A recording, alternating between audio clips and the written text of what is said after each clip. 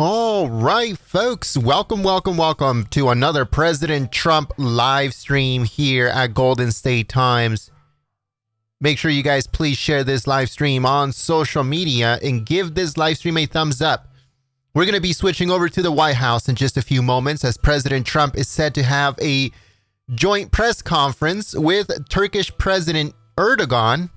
I always say his name wrong, so I'm over it. Anyways, so the Turkish president is at the White House. Earlier today, he met with President Trump at the Oval Office. If you guys missed that video, it is on the channel. We cover everything that has to do with President Trump. So whenever someone is at the White House or President Trump has any type of speeches or a press conference, press gaggle, presser, anything like that, we always cover it live here at Golden State Times, and we upload it to the channel or we do a live stream out of it. So if you guys missed President Trump's meeting at the Oval Office with the president of Turkey, make sure you guys check it out after this live stream. President Trump should be coming out very soon, so we're going to be switching over. But before we do that, we encourage you guys to please share this live stream on social media and to give it a thumbs up.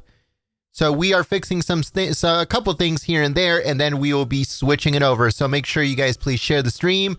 If you do share the stream on Facebook or on Twitter, we'll give you guys a quick shout out as a thank you for your support. We need your help now more than ever before, folks. So make sure you guys give it a thumbs up. We actually have footage from inside the White House, so we're going to be switching it over as they're getting everything ready to go. Thank you so much for choosing Golden State Times as your stream of choice.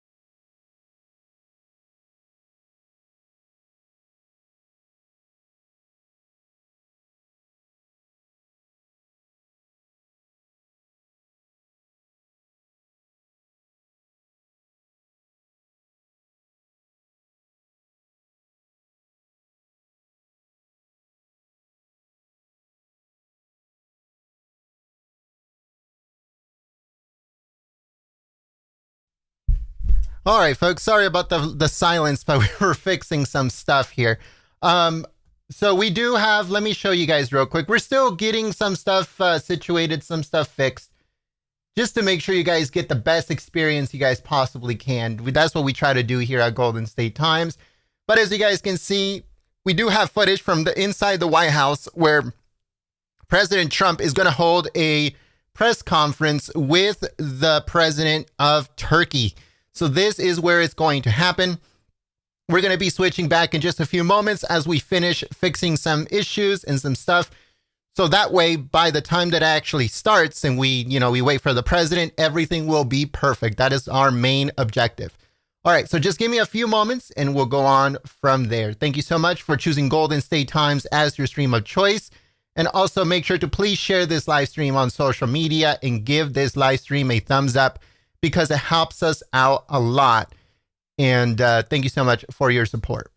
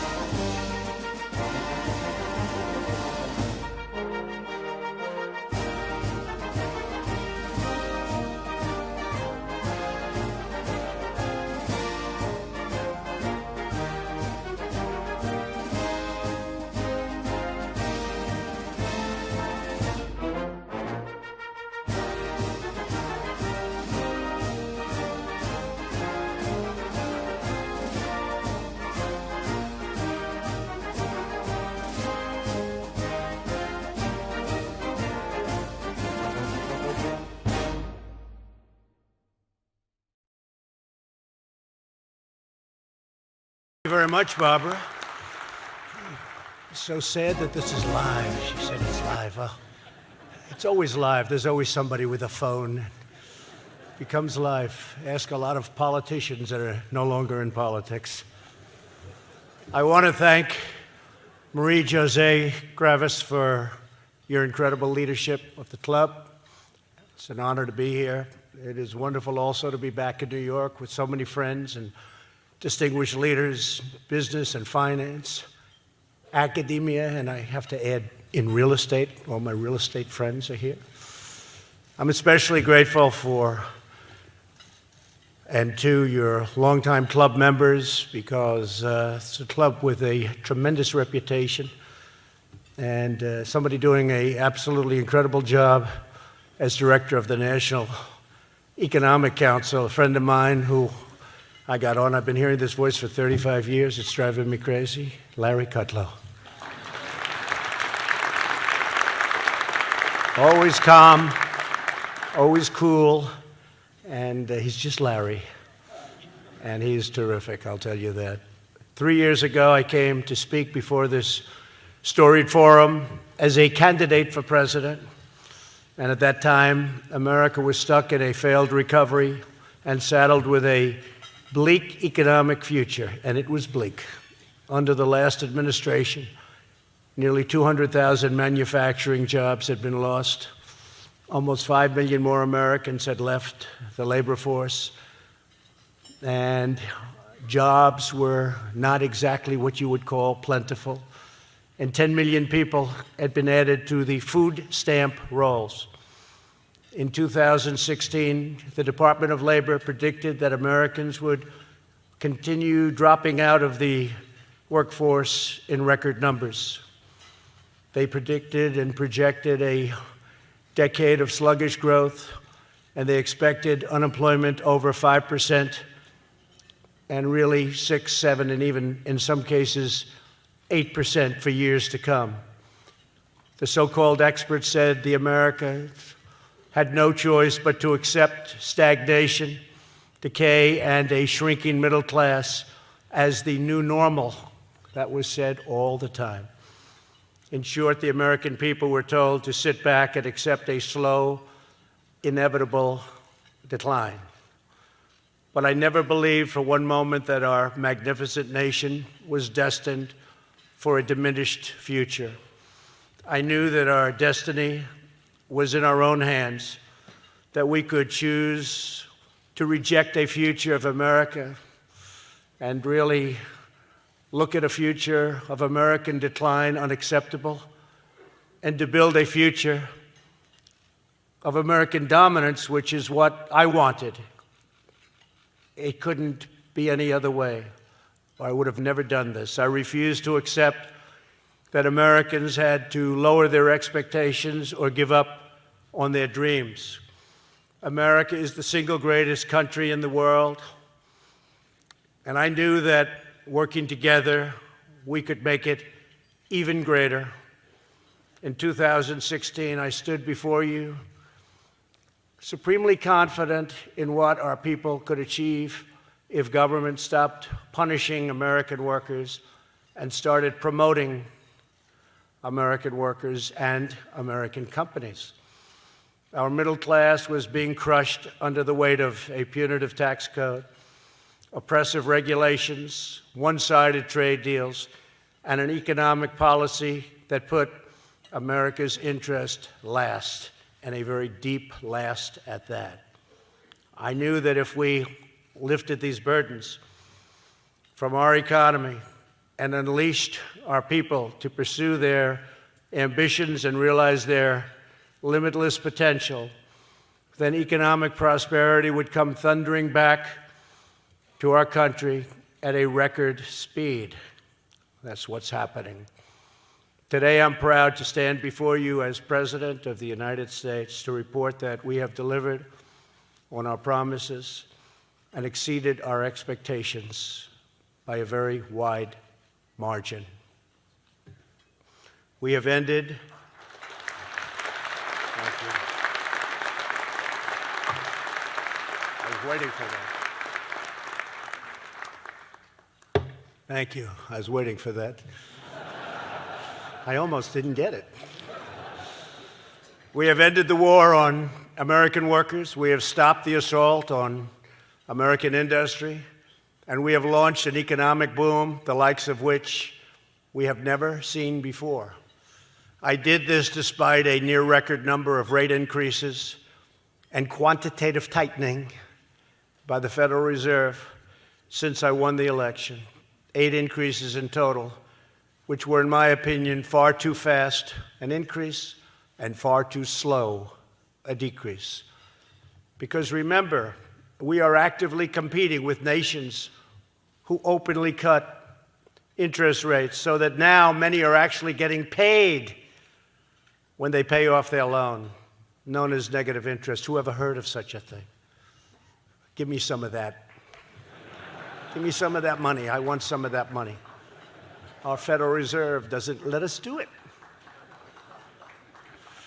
I don't say, thank you. The smart people are clapping.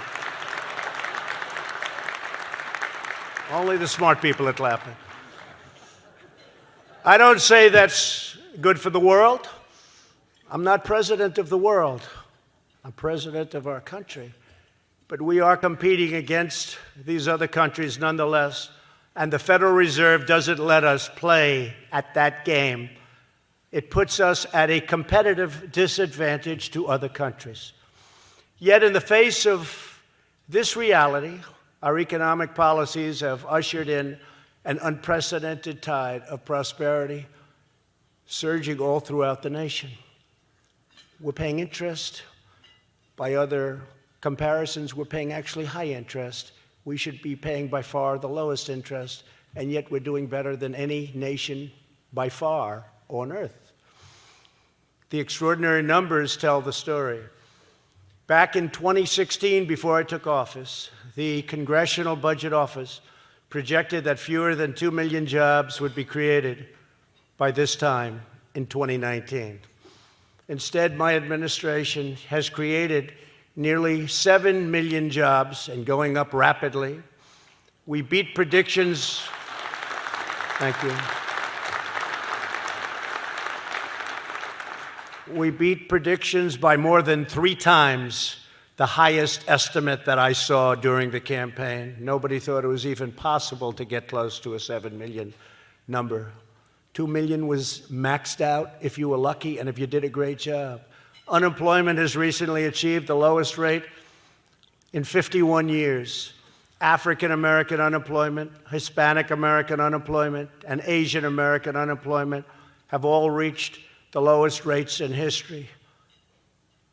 Women's unemployment, the best numbers in 71 years. We expect that number of 71 years, which isn't good compared to the other numbers, is it?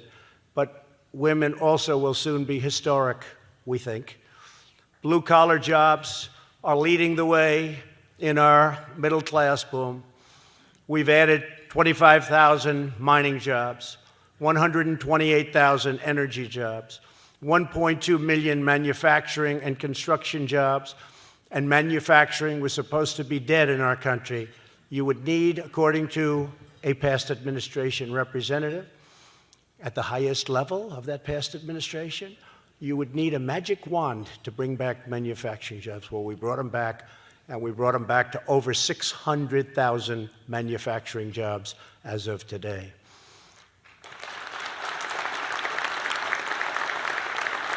And those are very important jobs. Nearly 7 million people have been lifted off, very importantly, food stamps. 7 million people off of food stamps. And we're getting Americans off of welfare and back into the workforce. Nearly 2.5 million Americans have risen out of poverty. That's a record. The rate of African American and Hispanic American families in poverty has plummeted to the lowest level ever recorded by far. Most of you people wouldn't know these numbers because most of you aren't very active in the market. But since my election, the S&P 500 is up over 45%, the Dow Jones is up over 50%, and the NASDAQ is up 60%, slightly more.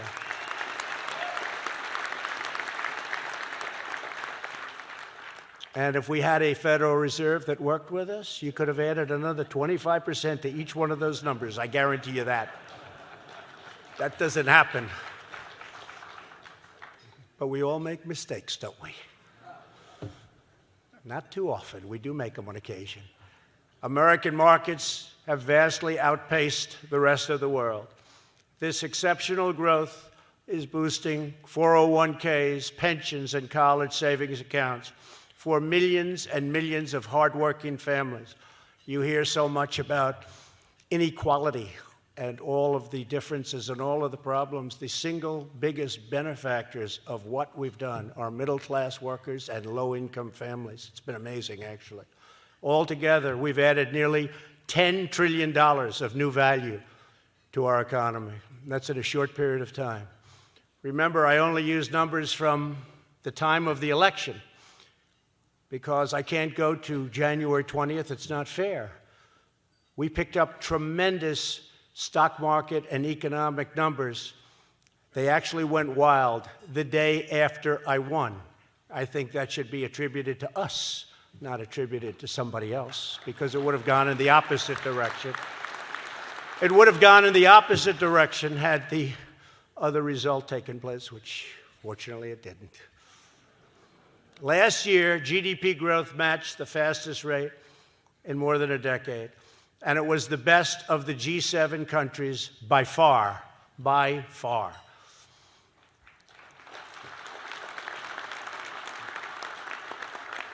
Perhaps most importantly, after years of stagnation and decline, American wages, salaries, and incomes are rising very fast. Median household income is now at the highest level in the history of our country. The average median income under President Bush rose only $400 over an 8-year period. Under President Obama, it rose $975 over an 8-year period.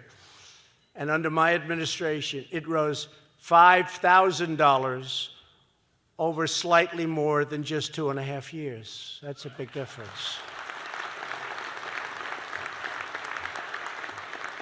And if you remember, President Obama was paying 0% interest for a long period of time, while we're paying a much higher rate of interest.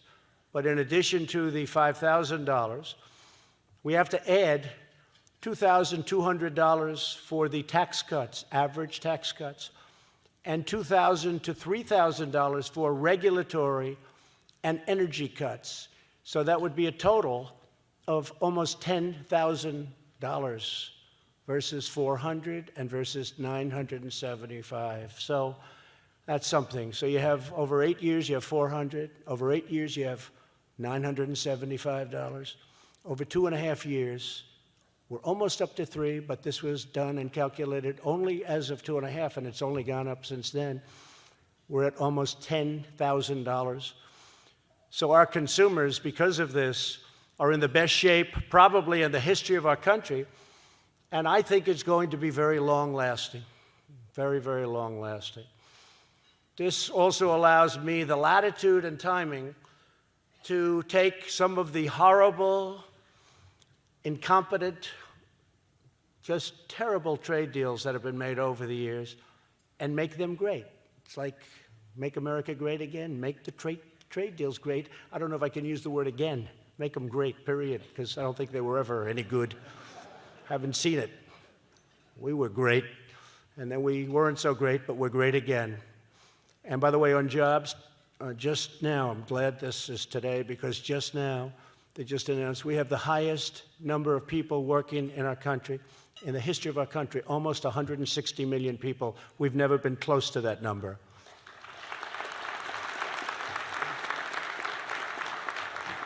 So we've achieved this stunning turnaround because we've adopted a new economic policy that finally puts America first. As president, I understand and embrace the fact that the world is a place of fierce competition. We're competing against other nations for jobs and industry growth and prosperity. Factories and businesses will always find a home. It's up to us to decide whether that home will be in a foreign country or right here in our country, our beloved USA, and that's where we want them to stay and be and move to. If we want our families and communities to prosper, America must be the best place on earth to work, invest, innovate, build, pursue a career, hone a craft, or start a business. We want companies to move to America, stay in America, and hire American workers. My mission is to put our country on the very best footing to thrive, excel, compete, and to win. For many years, our leaders in Washington did the exact opposite. They imposed the highest corporate tax rates in the developed world, so high that people couldn't even understand what they were doing, and they would leave. Very, very smart executives didn't want to leave, but they would leave, sending our jobs and everything else all aflutter. They waged an unethical regulatory assault on the American people. They tried to shut down American energy, and by the way, they're still trying. You want to see energy shut down? Take a look at what I'm competing against on the other side. I don't think they even believe in energy. So far, I haven't found any form of energy that's acceptable to them. I think they think the factories are just going to work without energy, don't they? They don't have a clue, these people, but I don't want to mention it yet. I want to wait a little bit longer. Let them go a little bit further so they can't take it back. Because as a campaign, I like it. I like it very much.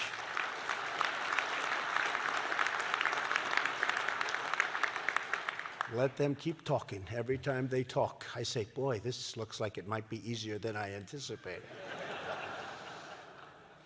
They passed the disastrous trade deals that encouraged the shuttering of American plants and the offshoring of American jobs by the millions.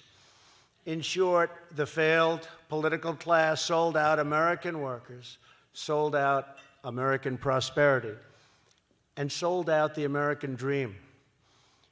This was the alarming situation I was elected to end. And ending it's never that easy. You see that. You do have people that want to keep it going that way, but they're losing, and they're losing now rapidly and fast. Those days are gone, and we're not going back. As you know, one of the key insights of economics is the power of incentives. Unlike past leaders, my goal is to ensure that this power works for America's favor and for America's workers and for America's companies. We want the incentives created by our tax, trade, regulatory, and energy policies to be pro-growth, pro-worker, and 100% pro-American, and more is yet to come. If we take back the House in 2020 and retain the Senate and the White House, you will see things that even this room, and you've experienced a lot of great times over the last 2.5 years, but even you will be surprised to see. We have tremendous economic potential. We have tremendous potential. We have tremendous economic potential. At the heart of our economic revival is the biggest tax cut and reforms in American history. We provided massive relief for working families, saving $2,000 a year for a typical family of four. To bring jobs back, we lowered our business tax rate from the highest tax rate in the developed world down to a very competitive number, not quite the lowest, but getting close. And we may even be able to get there one day, in the not too distant future. And by the way, we're taking in more tax revenue with these greatly reduced rates, 21%, and it was 39%, but when you added everything else, it was well into the 40s. And you couldn't bring your money back because that was prohibitive. Both ministerially and from an economic standpoint, the rate was so high. But we brought it down to a level that we're very proud of, and we think we can bring it down still more, and yet we have more tax revenues coming in to our Treasury than we've ever had before. That tells you something right there. Since then, nearly $1 trillion have returned to our shores where that money belongs. Couldn't get it back. No matter what you did, you couldn't do it. It was not only the rate being so high, but the bureaucracy, the documents, the signings, nobody could do it. To promote investment in distressed American communities, our tax plan created nearly 9,000 opportunity zones, which are one of the biggest successes that you've ever seen. I don't think there has ever been anything like it. Worked with Tim Scott, Senator Tim Scott, South Carolina, and many of the great senators that we do work with, and frankly, Congress. So we passed something that nobody thought was possible to get passed, and nobody thought it could ever work the way it is. Capital gains on long-term investments are now taxed in an opportunity zone at zero, and money is flooding in. Investment is pouring into these long-neglected communities. The government wasn't putting money in. Nobody was. They were dying. And now tremendous, they call it neighborhood push. It's incredible what's happening. It's not spoken of by the fake news media, but they should speak about it, because I will tell you, it's one of the great successes that we've all had. And it's employing tremendous numbers of people, and you have communities that were down and totally out, and they're reviving like nobody's ever seen. Opportunity zones, remember those two words.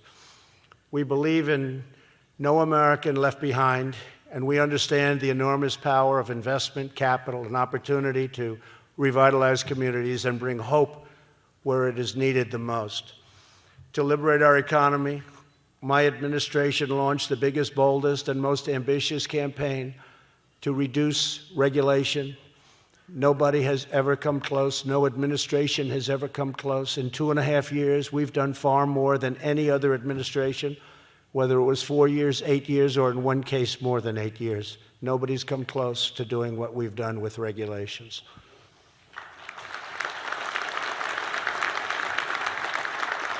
And I happen to think, as great as the tax cut was, the largest in our history, I really happen to think that the regulation cuts may have had an even bigger impact on the economy, and it was quicker because we were able to do them very early in the administration, earlier than the tax cuts.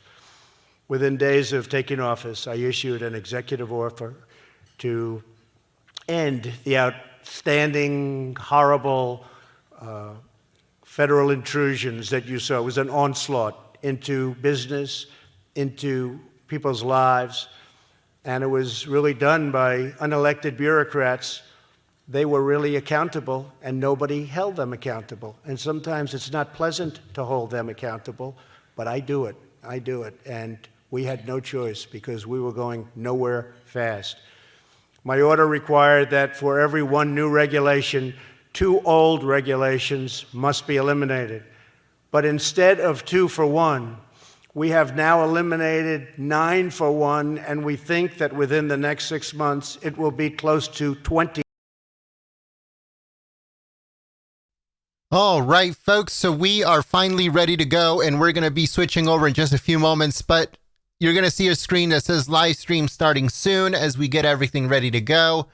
Make sure you guys please share this live stream on social media. Like always, we're going to be giving shout outs in just a few moments to everyone that is sharing the live stream on Facebook or on Twitter as a thank you for your support. We need your help now more than ever before, folks. We do not show up on search. We do not show up on social media search. We don't show up on Google and Facebook and Twitter and all of those. So if you guys can please share the live stream, that's the only way we can show up so other patriots can see that President Trump is going to have a joint press conference, as the mainstream media is so fixated on the whole impeachment hoax. Even some other not mainstream media are fixated on the impeachment hoax, but not here at Golden State Times, folks. There's more important things like this press conference happening right now instead of that fake, disgusting, and vile impeachment hoax that the Democrats are pushing. So, to be honest with you, I would say shame on all of those other networks that are not mainstream media that are covering that witch hunt, that disgusting witch hunt, folks. If we don't do that kind of stuff, we only focus on facts. And the fact is that President Trump did not do anything wrong when it comes to that call that started the whole hoax. So we are going to be switching over. So let me just see real quick. Here we go. All right. I think we're good now. Yeah, okay, so I think we're good. So I'm going to be giving shout outs to everyone that is sharing the live stream on social media. So let's see. Let's start off first with Twitter. We're going to start off with Twitter, and then we're going to go on from there. Let's see. Who is sharing the live stream on social media? We're going to be starting off with Nexus Cube. Thank you so much for sharing the live stream on social media. We also want to give a big thank you to Dan Perkins for your support in sharing the live stream. The fake news, the fake, disgusting news. All right, nobody wants to see the bobbleheads, the fake, disgusting media. All right, so we're going to move on to Tim Rizzo. Thank you so much for sharing the live stream on social media. We also want to give a big thank you to Candy R for sharing the live stream on social media. I want to give a big thank you. And let's see, who else is sharing the live stream on social media, folks? Who else is sharing the live stream? We have Benizo's podcast. It says Monday through Friday YouTube. Thank you so much for sharing the live stream on social media. We also want to give a big thank you to Staff PJ for sharing the live stream on social media. And also Mark Pan, thank you so much for sharing the live stream. We want to give a big thank you here to, let's see who else is sharing the live stream, folks. If you haven't yet, please share the live stream on Facebook or on Twitter. We'll give you guys a quick shout out as a thank you for your support. But we need your help now more than ever before, folks. I'm scrolling. I still haven't found anybody sharing the live stream. Here we go. USA Made 1001. Thank you so much for sharing the stream. I'm scrolling. All right. So thank you so much to the class and Release It All. Thank you so much for sharing the stream. Okay, scrolling. Keep going. Nothing yet. Oh, here we go. Jalissa K. Thank you so much for sharing the live stream on social media. Sharing the live stream on Facebook and Twitter is 100% free. If you don't have Twitter, or if you haven't been on it, or if you haven't been on Facebook, just dust it off, folks. Log in, dust it off, and be like, oh, okay, I haven't been here for a while. But share it, because your post, you sharing this live stream, comes up on search. So if I put Trump Live on Twitter in the search section, your tweet will come up. It does not matter if you have one follower. It doesn't matter if you have 10,000 or 100,000 or 1 million followers. It does not matter. You will come up on search. When someone types Trump Live or Trump Press Conference Live or Joint Press Conference, Trump Erdogan Live, your tweet, your post will come up. So that's the best way to help out Golden State Times. Let's see, who else? Tommy Sideburns, thank you so much for sharing the live stream on social media. Tommy Sideburns. That's awesome. All right, so let's move on here. We want to give a big thank you to Bia. I hope I said that right. Bia, thank you so much for sharing the live stream. And I think that's it for now. All right, folks, so if you share the live stream, we'll give you guys a quick shout out as a thank you for your support. We'll be giving shout outs in just a few moments.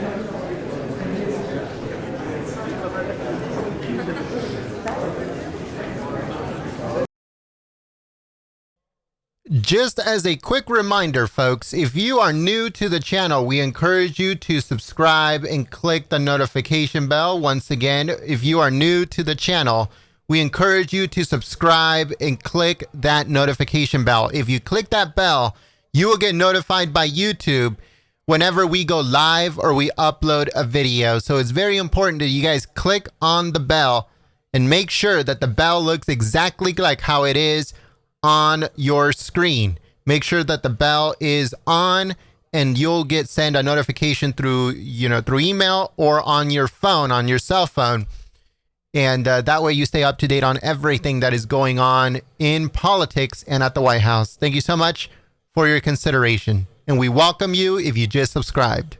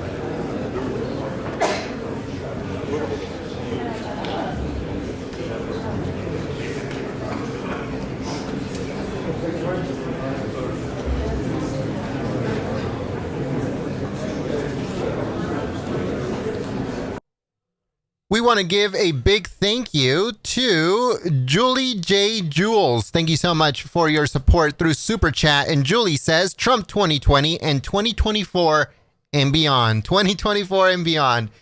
That is going to trigger the mainstream media and the Democrats and the leftists, folks. President Trump loves doing that. He says, you know what, 2024, 2028, 2030, 2034, whatever the other ones are. He loves doing that. And the media, the left-wing media has a full-blown meltdown. On Twitter, there's a full-blown meltdown. On Facebook, on all the social media sites. It's just so hilarious that you can push these people's buttons so easily by saying Trump 2024 and they get triggered. It's hilarious.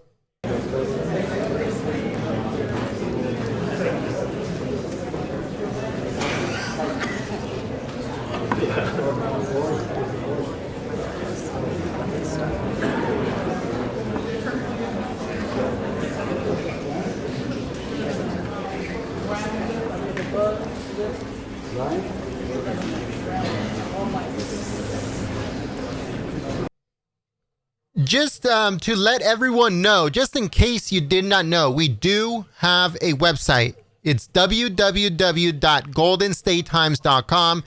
It's at the bottom right hand of your screen. We cover everything. Early this morning, we broke the story that Justice Ruth Bader Ginsburg is not at the Supreme Court today because she's out. She has a stomach bug, according to her spokesperson, and she was not there for oral arguments of very big cases like DACA and others. So yes, RBG is sick, and she's not at the Supreme Court. She was not there to hear oral arguments regarding DACA and others. So we'll keep you guys up to date on everything that is going on at the Supreme Court as DACA is set.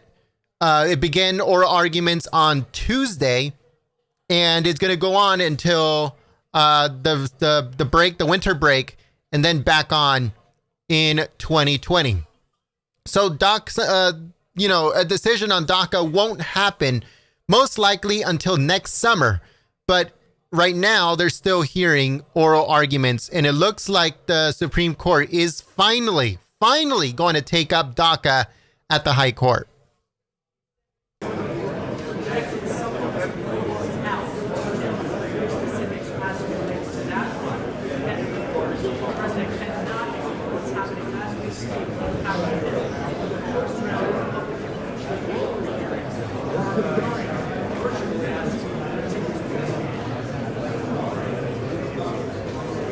I want to give a big thank you to Grandpa C. Thank you so much, Grandpa C, for your support through Super Chat.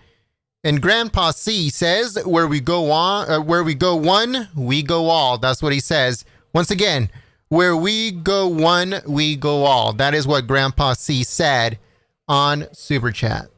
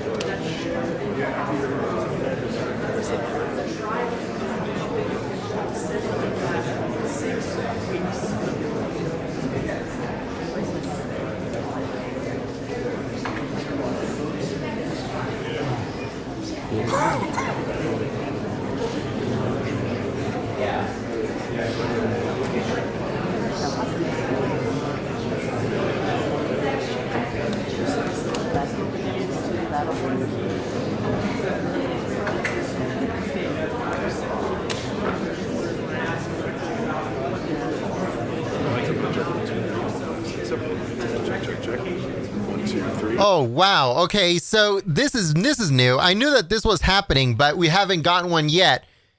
Robert Q, you're the very first person to get one of those emoji super chats. Thank you so much for being the very first Patriot to support us through the emoji super chats. And it looks like it's the laughing one, and it's awesome. Thank you so much for your support. Once again, Robert Q, using the emoji super chat. Thank you so much, Robert.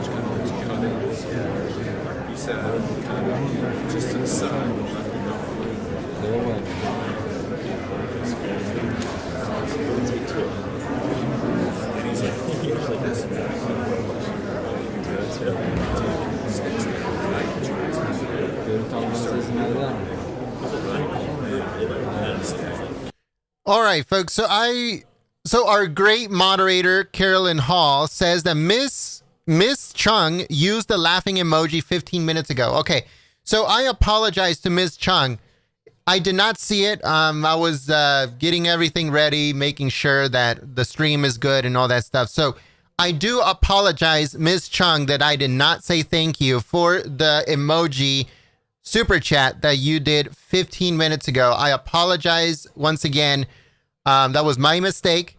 But thank you so much to Mrs. Chung and also Robert Q for your emoji super chats. Those things are awesome, and you guys are amazing for helping out Golden State Times. Once again, I apologize, Miss Chung.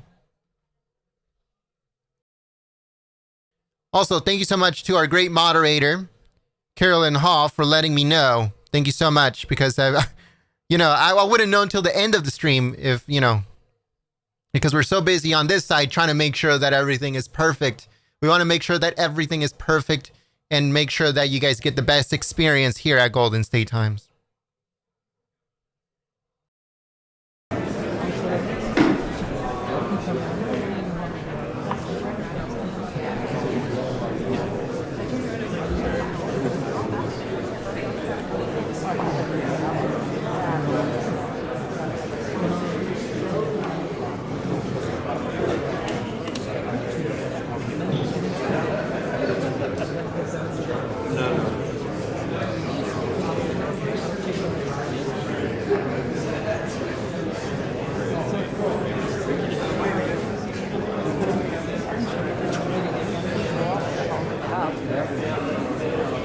Which is great.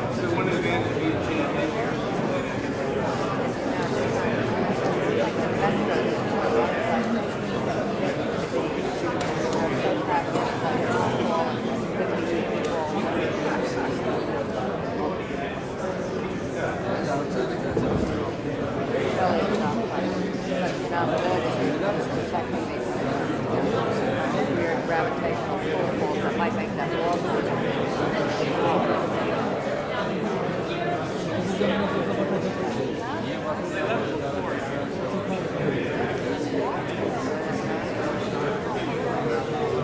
We want to give a big thank you to Jeff Henderson. Thank you so much for your support through one of those emoji super chats that says, keep it up. Thank you so much for your support and for your emoji super chat.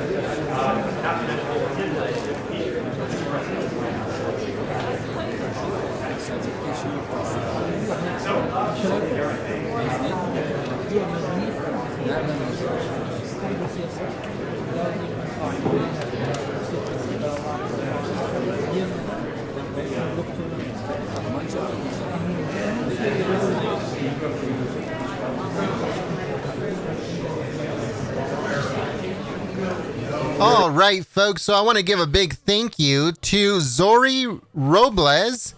Zori Robles, thank you so much for supporting us through Super Chat. I hope I said your first name right.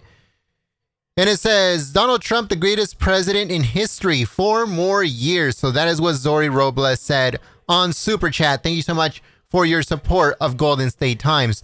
Rebecca Yo, thank you so much for your support through Super Chat. You guys are amazing, folks. You guys help us stay on the air. Thank you so much for these Super Chats, because that helps us get to the next Trump rally. Guess what? Trump rally Thursday, as in tomorrow, from Louisiana, folks. So make sure you guys don't miss it live here at Golden State Times.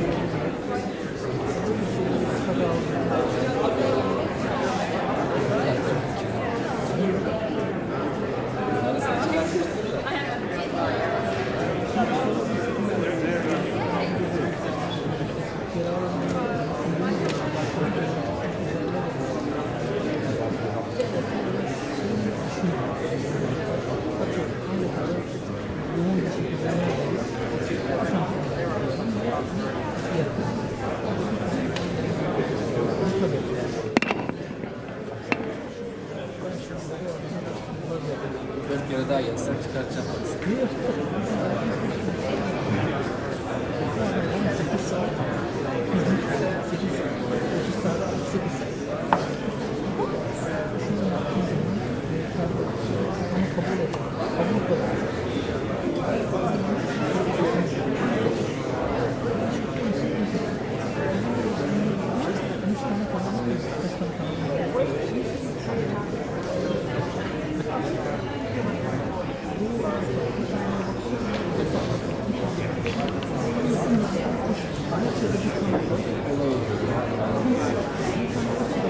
Arabaya gerek var mı?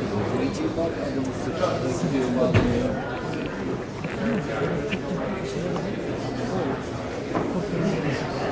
Şimdi buradan yayın yaptık. Birinciyle yaptığı şeyde.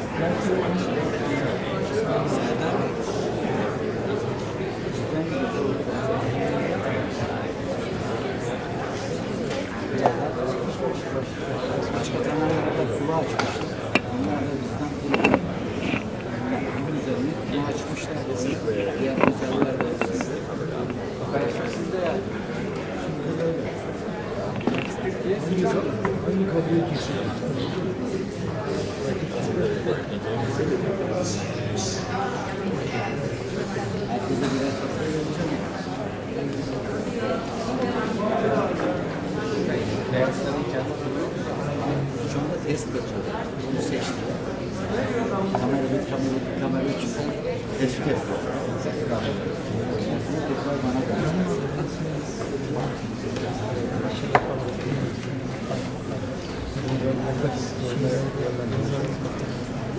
Aliyeman'ın parası. Aliyeman'ın çalışsalar. Doktor konusu ne? Ben nasıl kalacağım?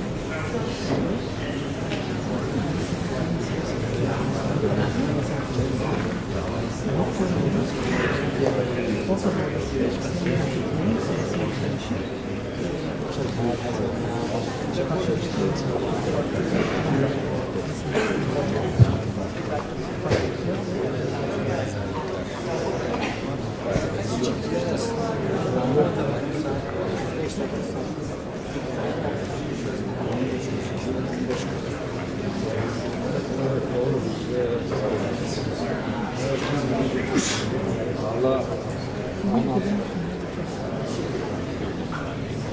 her şey siyaset değil.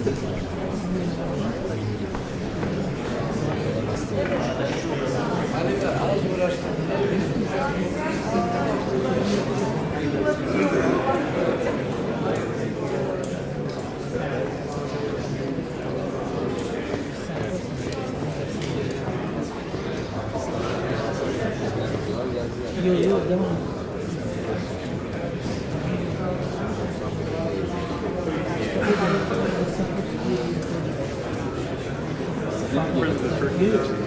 Sizi gibi.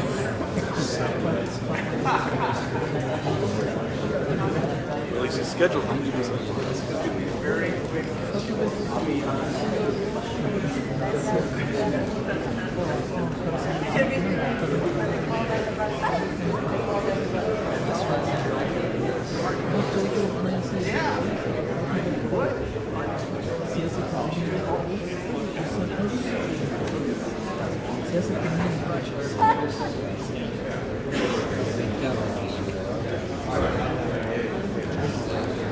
Çay. 3:45.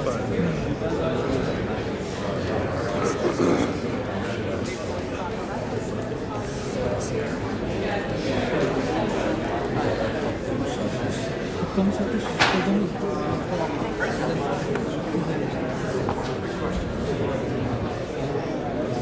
Rahmetli oldu.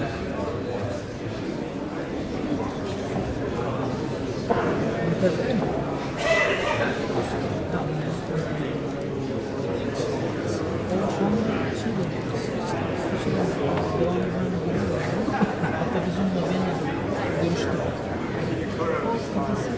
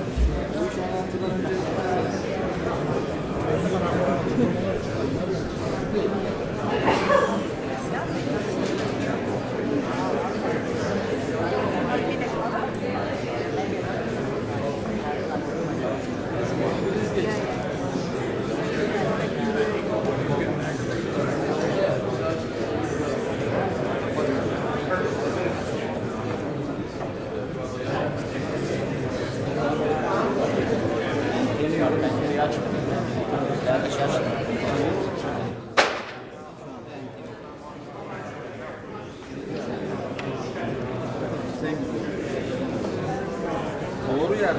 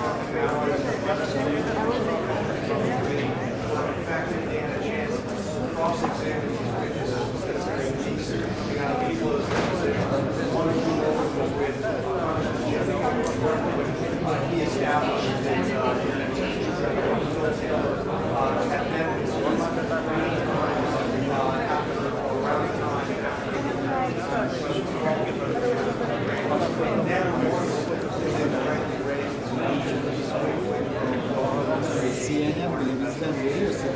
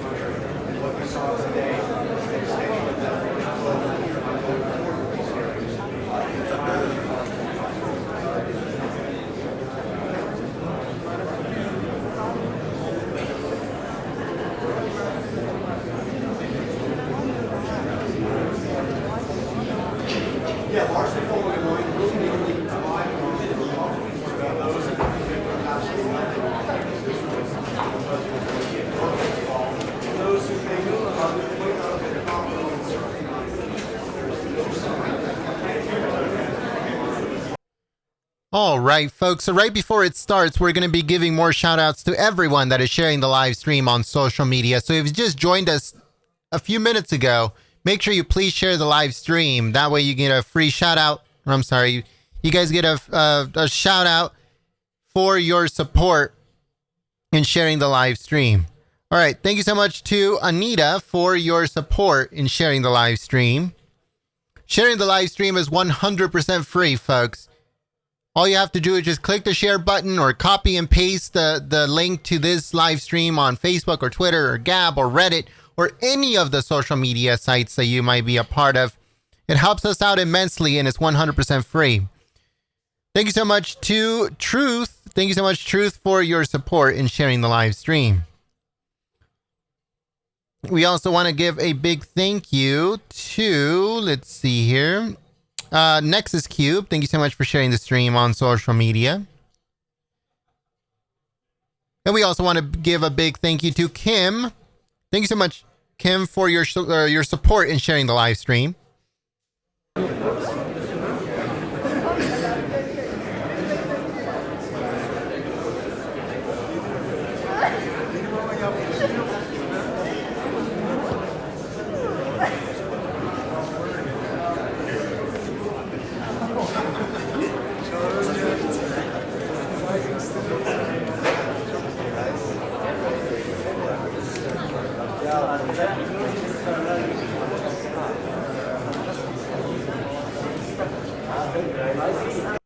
We also want to give a big thank you to Jay. Thank you so much, Jay, for your support in sharing the live stream. Patriot in the Hills. Thank you so much for sharing the live stream. Kim, once again, Kim, thank you so much for sharing the live stream on social media. And I think that's it for now. All right, folks, thank you so much to everyone that is sharing the live stream on Facebook and Twitter. That's the only way that we can show up on search and other Patriots can see that we are live. YouTube is completely shadow banning us. We do not come up on search. We do not come up on YouTube search, Google search, DuckDuckGo, Bing, Yahoo, any of those social media sites, search engine sites. We do not come up. We don't come up on social media sites either. So that's the reason why we need your help now more than ever before. Thank you so much for your consideration and for your help.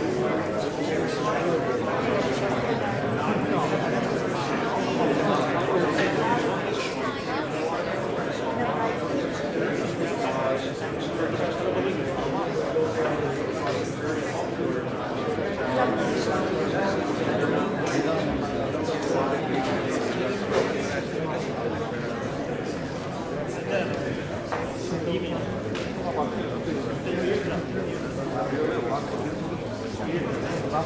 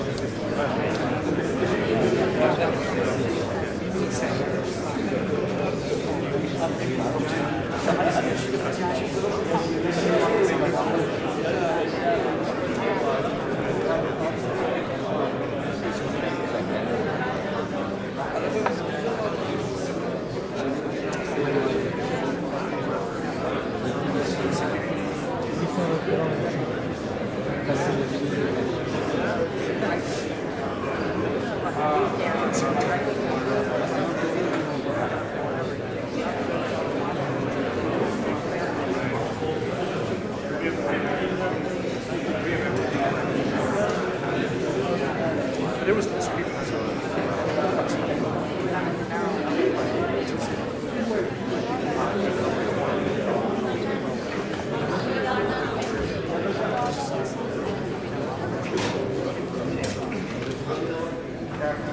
Light change.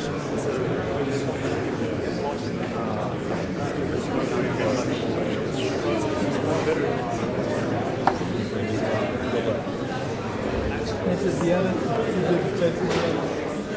Ziyaret gideceksiniz.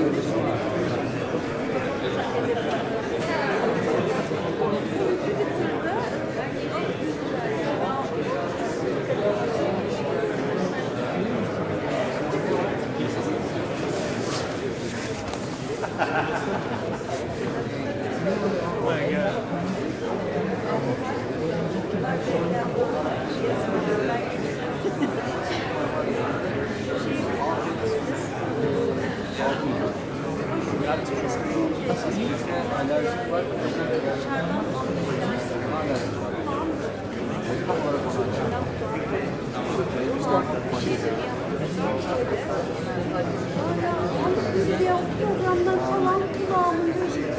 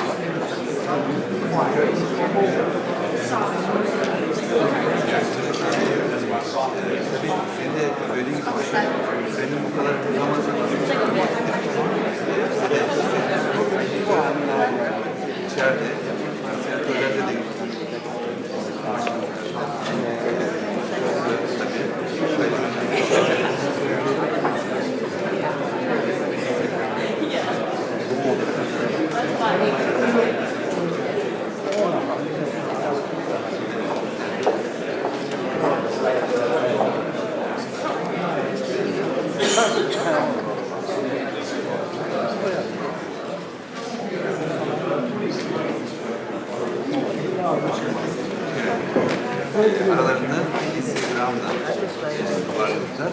Tabii biraz sonra biraz çek tablo.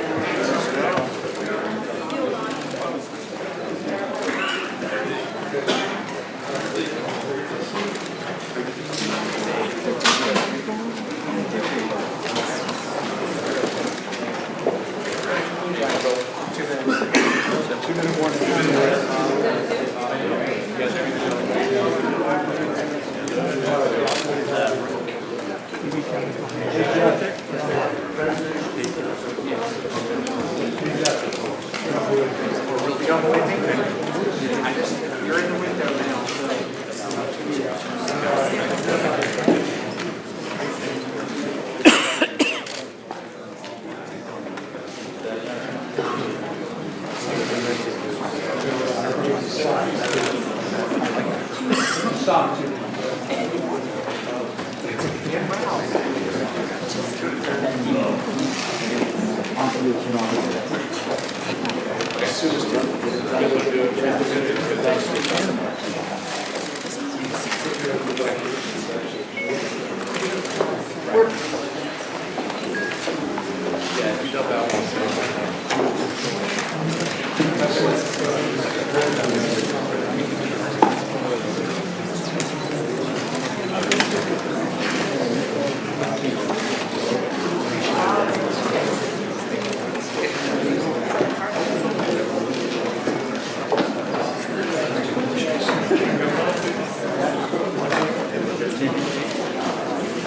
Son toplantımda üyelik.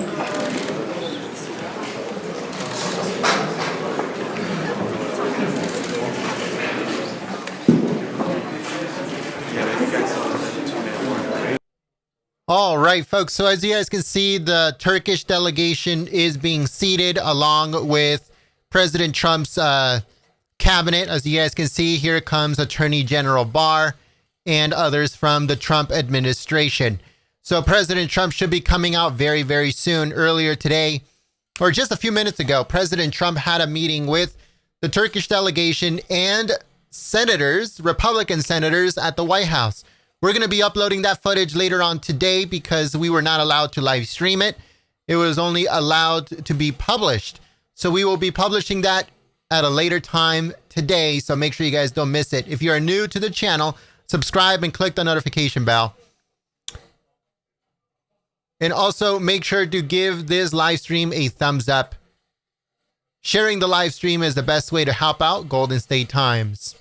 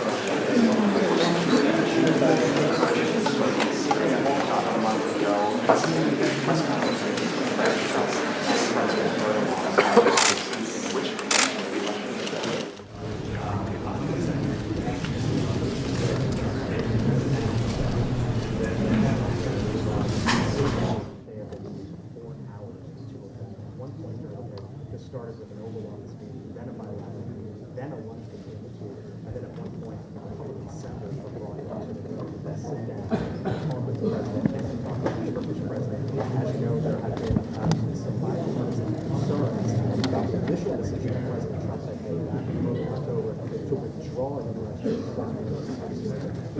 Also, for some of the Republican senators not aware of what the here inside the hearing opposed this possible direction to the Turkish president.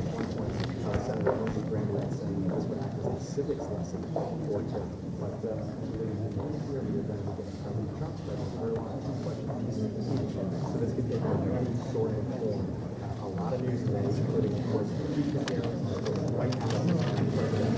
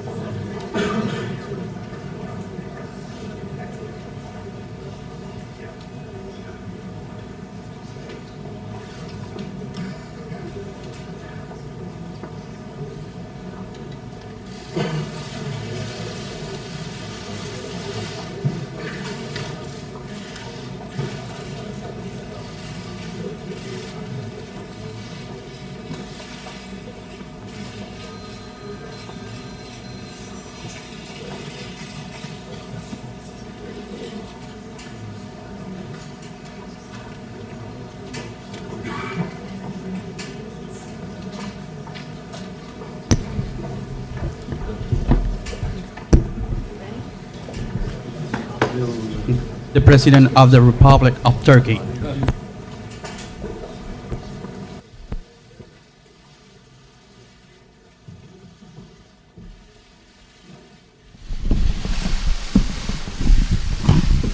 Thank you very much, everybody.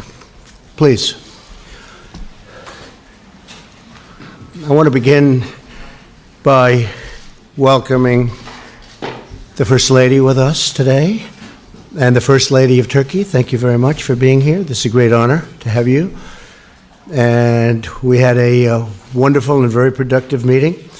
Before we start, I would like to thank President Erdogan for releasing detainee Serkan Golge, who was in detention, in different forms of detention, and I appreciate that very much.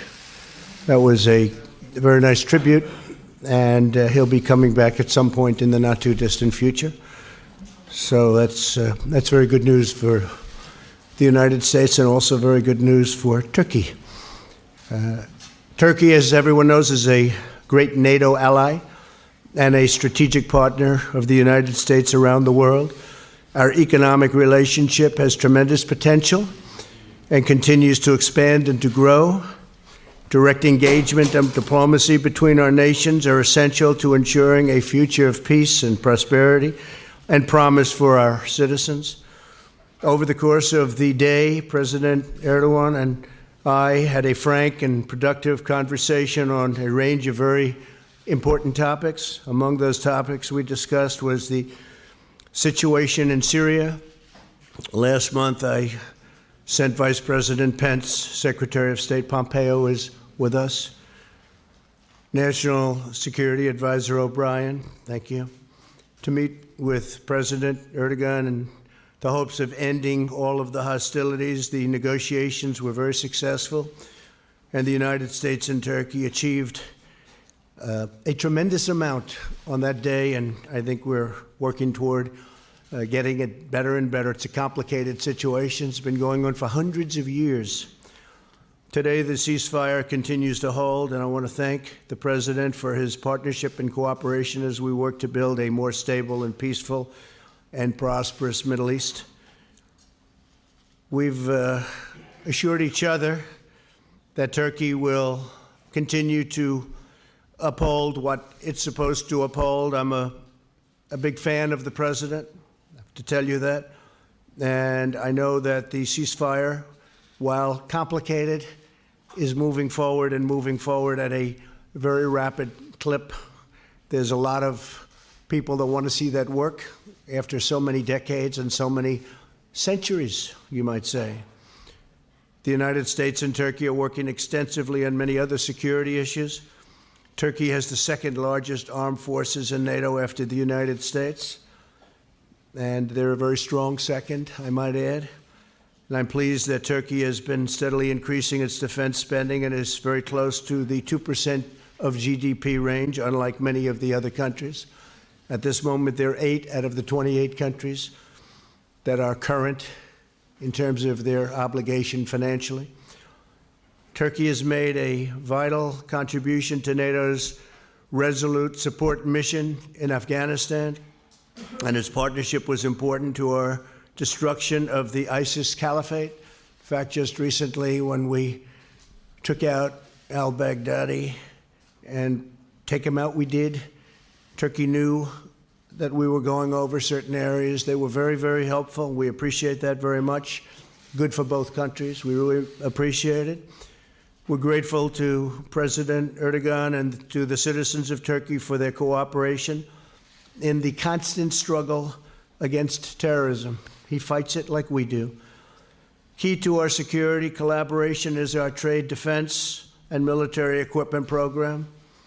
American foreign military sales to Turkey total many billions of dollars, and Turkey supplies component parts to many American defense programs. They make parts of the frame, as an example, for the F-35. Turkey's acquisition of sophisticated Russian military equipment, such as the S-400, creates some very serious challenges for us, and we are talking about it constantly. We talked about it today. We're talking about it in the future. Hopefully, we'll be able to resolve that situation. We've asked our Secretary of State and Minister of Foreign Affairs and our respective national security advisors to immediately work on resolving the S-400 issue. We've also recently agreed to work toward a $100 billion two-way trade agreement. Secretary Ross is here, and I think we've made tremendous progress in that. We have a lot of trade with Turkey, but it could be many times larger, and Turkey would like to see that, and it would also be good for the United States. So we intend to bring it up to about $100 billion. That would be 4 times what it is right now. Our goal is to expand commerce between the United States and Turkey, reduce our trade deficit, and ensure a truly fair and reciprocal relationship. We are, just for those of you that have any interest, we discussed it today also. Our trade agreement with China is moving along very rapidly. We'll see what happens, but it's moving along rapidly. China wants to make a deal, that I can tell you. One of my chief priorities as president has been removing the barriers to American trade and investment and ending the illicit practices that harm our workers. We encourage Turkey to further open its markets, and they are doing that. They are doing that very much toward American goods and American services. Our markets are open. Turkey is opening up their markets, and they're opening up rapidly. Mr. President, as we have seen in recent weeks, the U.S.-Turkish alliance can be a powerful force for security and stability, not only in the Middle East, but beyond. I look forward to working with you and to your representatives. I want to thank you very much all for being here. I've gotten to become very familiar with all of you, and I really appreciate you doing a fantastic job for the people of Turkey. And I look forward to continuing to find a common ground, harness common purpose, and to advance the vital interests of our people and the abiding friendship between our nations. We have a great relationship, both personally and with the great country of Turkey, and we look forward to moving that forward and making it an even bigger and better relationship. Thank you very much. Thank you. Thank you. Thank you very much. Thank you.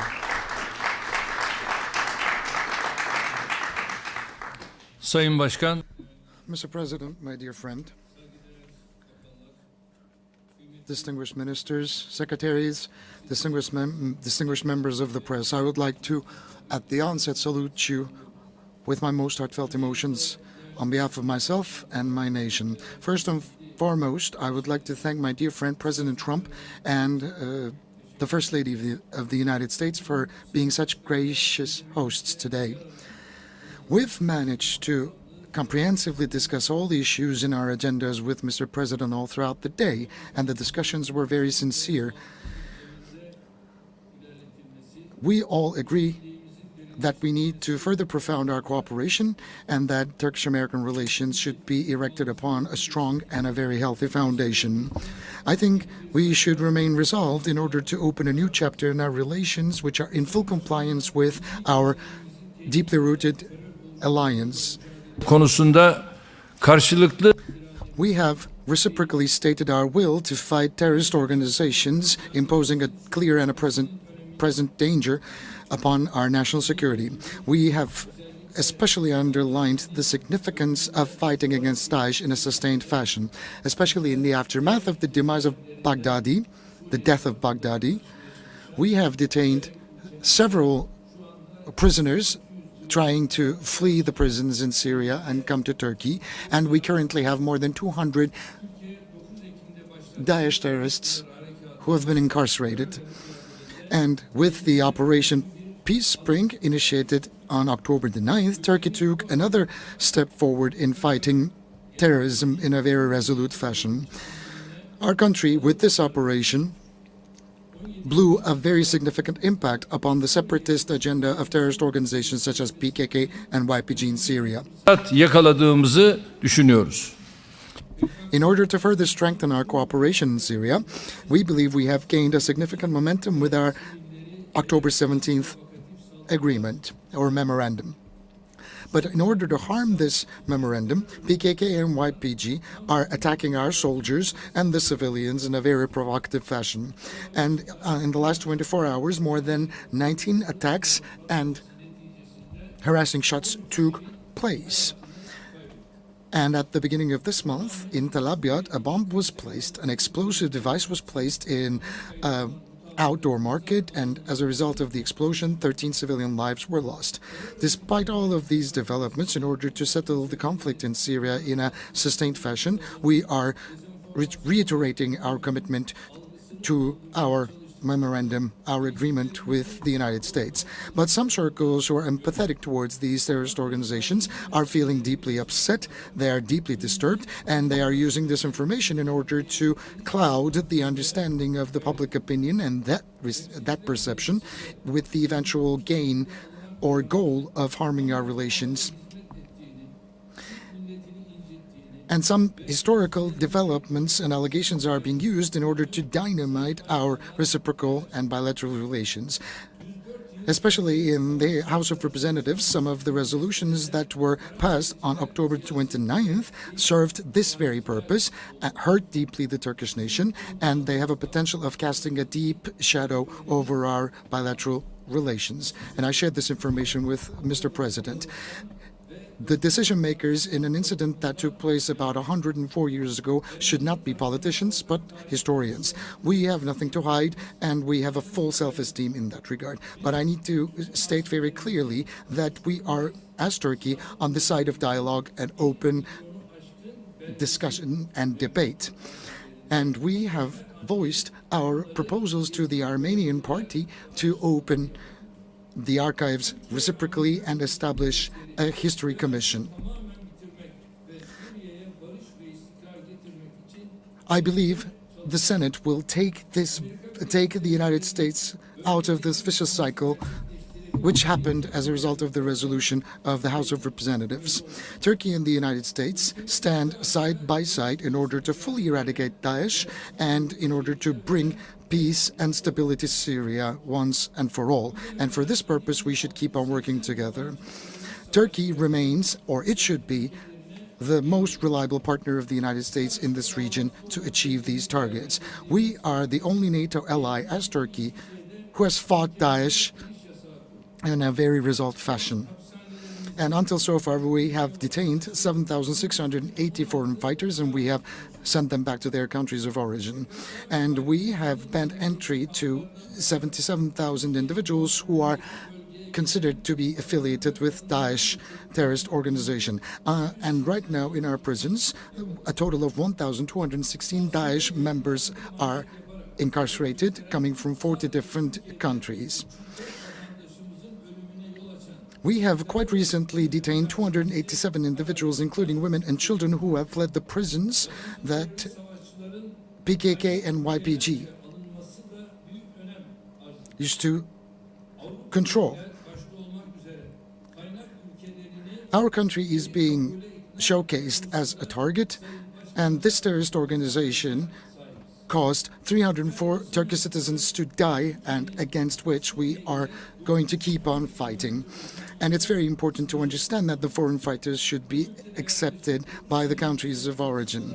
And we have the same understanding with President Trump in order to convince the countries of origin to do this. Distinguished ladies and gentlemen, we have a borderline of 911 kilometers with Syria. And when the war broke out 9 years ago, we were the ones at the forefront impacted heavily, and maybe the most. Currently, we have 3,650,000 Syrian refugees and a total of more than 4 million refugees. And we have spent about $40 billion, even beyond that, for these refugees in our country. And until so far, Europe only sent 3 billion euros despite a higher pledge through our NGOs. And similarly, we are providing sustained humanitarian aid to more than 3 million people living on the Syrian territory.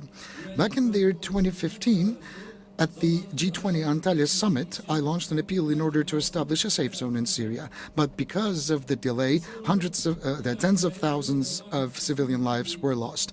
This problem cannot continue forever and ever. Previously, with our Operation Euphrates Shield and Operation Olive Branch, we have managed to clear an area of 4,000 square kilometers of terrorist presence. And I agree with the proposals of the President. It's very important to realize our goals.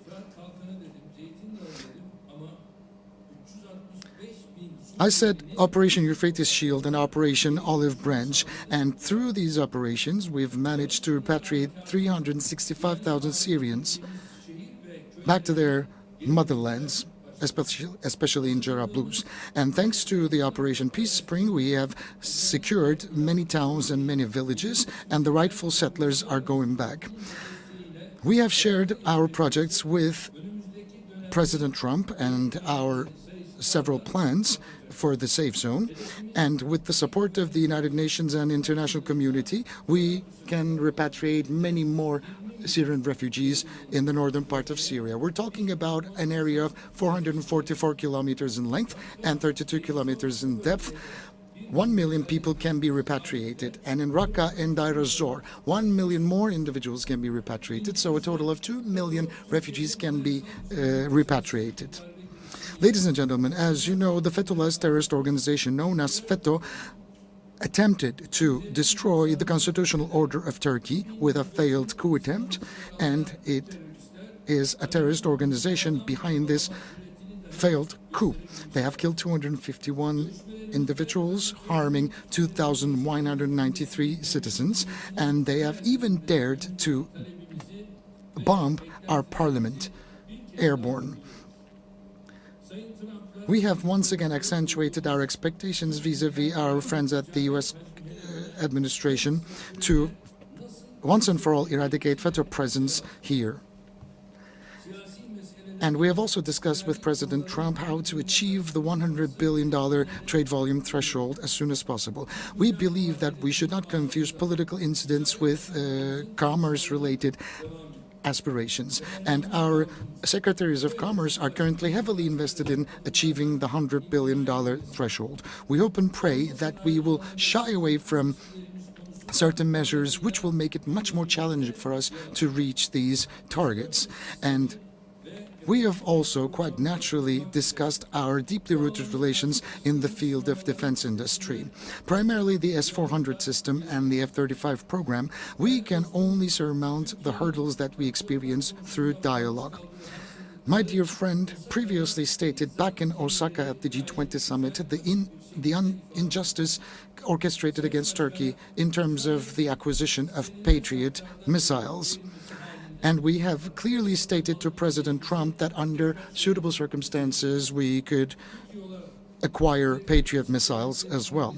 As Turkey, we are ready and committed to sustain a very constructive dialogue with the United States Congress, and this is an idea that I've shared with President Trump as well.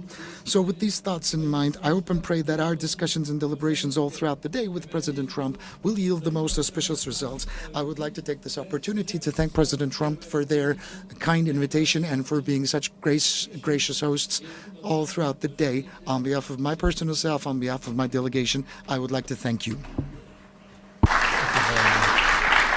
Well, thank you very much, Mr. President. And I called up the Senate. I asked a couple of our senators, and we really ended up with 5, and others wanting to come, and we'll keep them apprised. But some of them joined us. They happen to be here. Senator Jim Risch, thank you, Jim, very much. Ted Cruz, thank you very much. Lindsey Graham, Lindsey, thank you. And Rick Scott, thank you, Rick, very much. Joni is here. Joni Ernst, someplace. These are people that want to see peace in the Middle East, and I thought it would be appropriate to have them come over. And they met with the president, and we had a lot of very frank discussion. And we're dealing with a very big subject, a complex subject. It's been going on for centuries in many cases, but we're making a lot of progress, tremendous progress in the Middle East. Okay, a couple of questions. Go ahead. OAN, go ahead. Thank you, Mr. President. Thank you. First, I'd like to just start out getting your general reaction today to the impeachment hearings on the Hill. Do you feel that Democrats made their case, and how did you feel about the Republican performance? You're talking about the witch hunt? Is that what you mean? Is that what you're talking about? I hear it's a joke. I haven't watched for 1 minute because I've been with the president, which is much more important as far as I'm concerned. This is a sham and shouldn't be allowed. It was a situation that was caused by people that shouldn't have allowed it to happen. I want to find out who is the whistleblower, because the whistleblower gave a lot of very incorrect information, including my call with the president of Ukraine, which was a perfect call and highly appropriate. And he wrote something that was much different than the fact. I want to find out why the IG, why would he have presented that, when in fact all he had to do is check the call itself and he would have seen it. I'm going to be releasing, I think on Thursday, a second call, which actually was the first of the two, and you'll make a determination as to what you think there. But I've heard just a report. They said it's all third-hand information, nothing direct at all. It can't be direct because I never said it. And all they have to do is look very, very simply at the transcript. If you read the transcript, this was analyzed by great lawyers. This was analyzed by Greg Jarrett. It was analyzed by Mark Levin. It was analyzed by everybody. They said this statement that I made, the whole call that I made with the president of Ukraine, was a perfect one. So that this country gets put through that we have to waste this gentleman's time by even thinking about it, talking about it. I'd much rather focus on peace in the Middle East. And I hear that it's a hoax, and it's being played as a hoax. That's what I hear, but you'll have to tell me. Go ahead. Then, if I may, on Syria and peace in the Middle East, President Erdogan talked about repatriating Syrian refugees back to their homeland. Have you had those discussions with European leaders, since there are so many Syrian refugees? No, I think that, frankly, Europe should be paying for this to a large extent. As of this moment, Turkey's been paying for most of it. I think the president was saying today they've spent over $40 billion on the cost of that. 40 billion. How much? 30 Oh. million. 40. That's what I said. Whatever. He spent a lot. Okay. They're throwing out all these different numbers. I heard it was $40 billion. How was that? 40 billion, correct? So $40 billion. And I've heard that number from others, and that's a lot.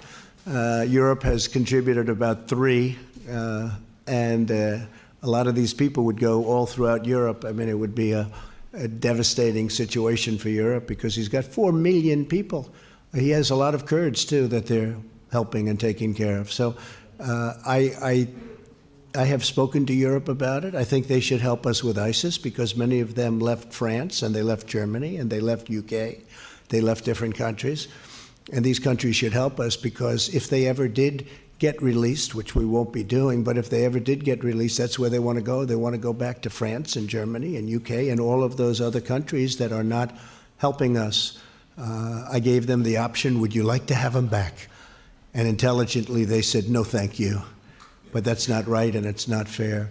I can tell you also that Turkey captured when some escaped during the conflict, when they had the heavy shooting. And I mean, I think I know how they happened to escape, but it's one of those things.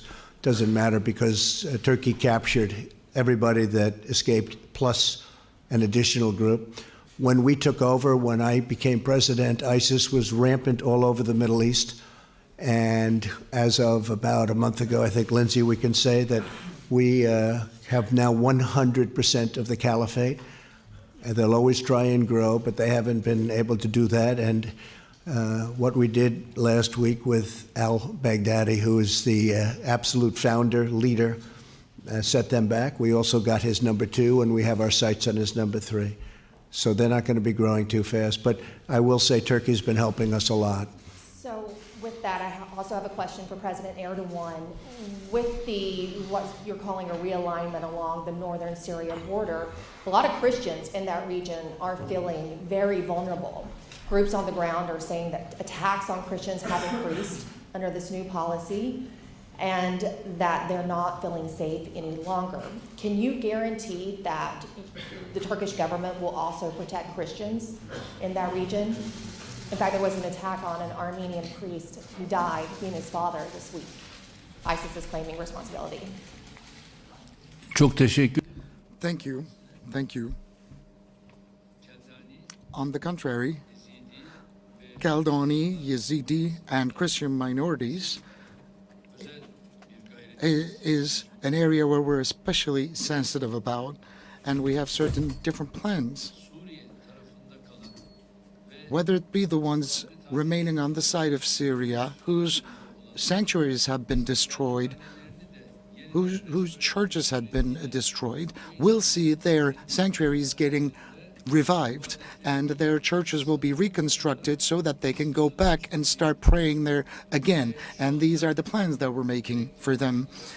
As I said before, the Christian minorities, Aramaic, Catholics, Kaldani, and Yazidi, the ones who are living on our side of the border, have no problems whatsoever. But the ones remaining on the side of the Syrian territory will see their worshipping practices restored and revived in a special manner. They are receiving health care, they're receiving humanitarian aid in every aspect possible. Thank you. Thank you very much. Would you like to pick somebody? Evet. Hilal Hanım buyur. A friendly person from Turkey, please. Friendly. Only friendly reporters. We like to see. There aren't too many of them around. Thank you, Mr. President. Thank you. You inherited the burden of Obama's flawed foreign policy, and one of those flaws was allying the U.S. with the U.S.-designated terrorist organization, the PKK, and a Syrian offshoot YPG. You are trying to mend the damage that it did to U.S.-Turkey relations. However, you also invited the ringleader of YPG to the White House. His codename Mazlum Kobani, and he is responsible for at least 18 terrorist attacks in Turkey, which caused the death of 164 soldiers and 48 civilians. So after today's meeting, do you still think of inviting him to the White House, which will be very offensive and hurtful for the Turkish public? Thank you. Well, I had a very good talk with him. We had a very good recently. And we're working very closely together, and we're also working very closely together with your great president. And a lot of things are happening. A lot of very positive developments are happening. A lot of that is definition. What's your definition of the various groups within the Kurds? You call the Kurds, and then you have various groups, and some like them and some don't. But I think we've made a tremendous we've gained a tremendous amount of momentum and strength and knowledge over the last short period of time. So we'll see what happens. But I will say that the relationship with President Erdogan and Turkey has been outstanding. And, you know, it's a major country with a tremendous military. They're one of our very big purchases of military equipment. They have the finest equipment in the world, which the United States makes. We make by far the best equipment in the world. Turkey understood that a long time ago. So I think a tremendous amount of progress is being made. Okay? Thank you very much. You could ask the president a question now. Same report. You sure you're a reporter? You don't work for Turkey with that question? Okay. I'll be glad to. Sayın Cumhurbaşkanım, özellikle FETÖ mevzusunda. Mr. President, about FETÖ, we are not getting the best of news out of the United States. And the FETÖ office targeting Turkey is extensively invested in their daily works. But I can see certain traces that the US government is ready to understand more about FETÖ. So my question is, how do you perceive the situation developing vis-a-vis the Fethullahist terrorist organization and the American approach to FETÖ in that regard? Can we expect anything further? Yes, thank you. During this current visit, we are going to submit, as we already have actually, a great deal of documents and evidence. And FETÖ is a terrorist organization, and he is the ringleader of this terrorist organization. They have killed 251 people in Turkey. They tried to undertake a coup against the government, the state, and more than 2,000 people have been injured, and the ringleader is living on an area of 400 acres in the United States, running his network all around the globe. And this is something unacceptable. And during this visit, as I've said before, we have introduced an additional array of documents. We will submit them to the relevant authorities, including Mr. President, and in the light of these documents, I think they will appreciate the situation. We sent the terrorists back if they ask for them, and I'm sure they will do the same for us. Fox, please. Thank you, Mr. President. Thank you. I know that you didn't spend a lot of time glued to the TV today, but there was one moment where Ambassador Bill Taylor recounted a conversation that an aide of his overheard. It was the day after the phone call with Zelensky on July the 26th, in which the aide says that he overheard you say to Sondland, how are things going with proceeding with the investigations? Sondland repeated back to you, according to this aide, that Ukraine was prepared to do everything that you wanted it to do. Is that correct? And can you fill in some more? I know nothing about that. First time I've heard it. The one thing I've seen that Sondland said was that he did speak to me for a brief moment, and I said no quid pro quo under any circumstances, and that's true. The other, I've never heard this. In any event, it's more second-hand information, but I've never heard it. Do you recall having a conversation with Sondland? I don't recall. No, not at all. Not even a little bit. The only thing, and I guess Sondland has stayed with his testimony, that there was no quid pro quo. Pure and simple. Yes, please. And to President Erdogan, President Trump sent you a letter on October the 9th urging you not to launch a military action into northern Syria. He said, quote, don't be a tough guy, don't be a fool. You ignored that letter and you went ahead and you launched a military action into northern Syria. Can you explain why you ignored the president's warning? Tabii bu mektupları Well, this letter was represented to Mr. President this afternoon, and I've also underlined the fact that a terrorist such as Patriots should not be considered as an interlocutor by a country such as the United States. And this individual, Patriots, has been instrumental in the killings of hundreds of Turkish civilians, and he is a person labeled as like a son for the terrorist leader who is currently incarcerated in Turkey, Abdullah Öcalan. So a person like this should not be welcomed by a country such as the United States. And similarly, this person was welcomed by a country such as Russia. So it's very difficult for me to understand these when we're trying to fight terrorism on a global scale. If we're going to sustain our fight against terrorism in a healthy fashion, we need to be much more sensitive than we currently are. It happens to us today, and it will happen to somebody else tomorrow, is a saying that goes in our language. We have also provided information and the document thereof to our interlocutors in the White House, including Mr. President. And I've also submitted a document produced by CIA pointing out to the fact that this individual is a terrorist to Mr. President. And as I've said before, I've shared them with His Excellency Mr. President. And we gave back the letter that we have received. President, please. For me.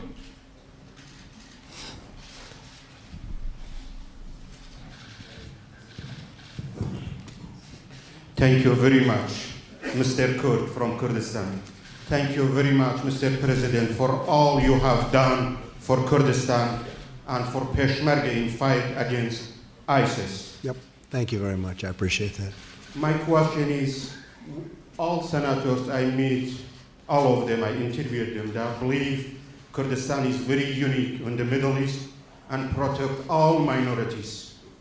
Right. What is your clear policy on the Kurds right now? And another question for President Erdogan, why you are not able for negotiation with the Kurds in Syria as Iraqi Kurdistan? Do you think they will be your friends in future? Thank you very much.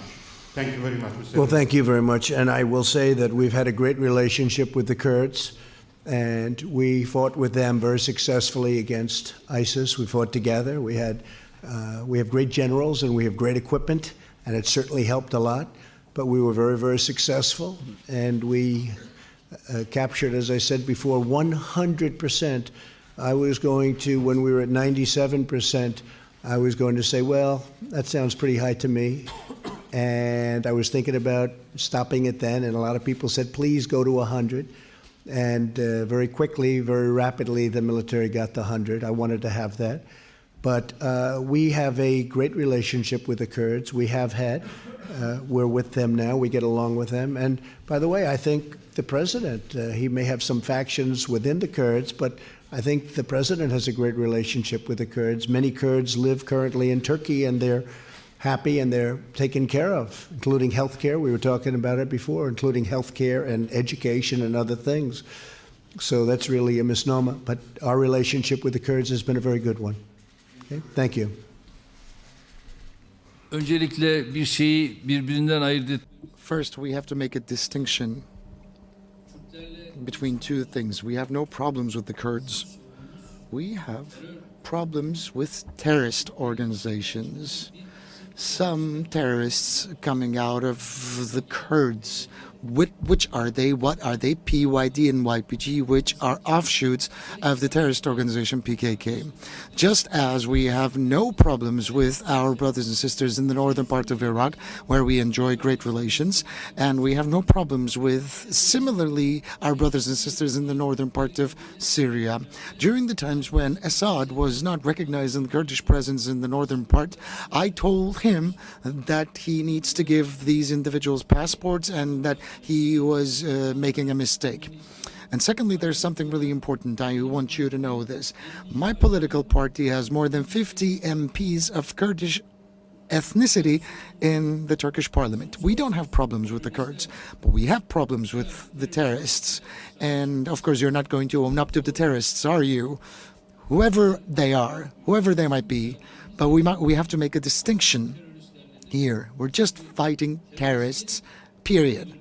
Because the terrorists don't have an ethnicity, they don't have a nationality, they don't have a flag. If they are terrorists, that is a terrorist. If you don't fight back, then tomorrow you will have to pay a very hefty price. Thank you. Thank you very much, everybody. Thank you. Thank you.